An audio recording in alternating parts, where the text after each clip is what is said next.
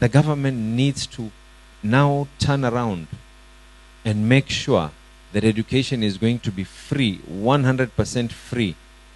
Kama mimi kama gavana tumesema ya kwa ECD tunafanya iwe bure.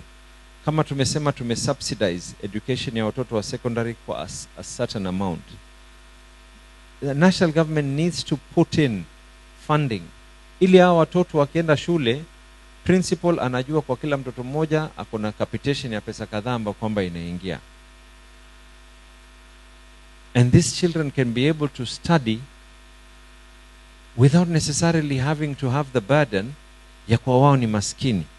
We need to ask this question because hao watoto watakuja kuuliza hii maswali. The opportunities that were given to me as the governor of Mombasa, the opportunities that were given to others who were before me,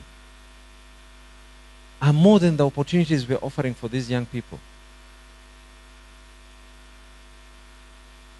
So who are we to be able to speak about anything else when every single those who are in my age group, the opportunities that were given to them, regardless of who you are or your financial backing, but the opportunities that were given to them are more than the opportunities that are currently being given to these young people.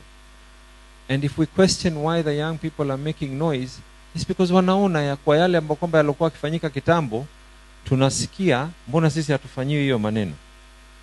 So I will be the advocate and I will push for this.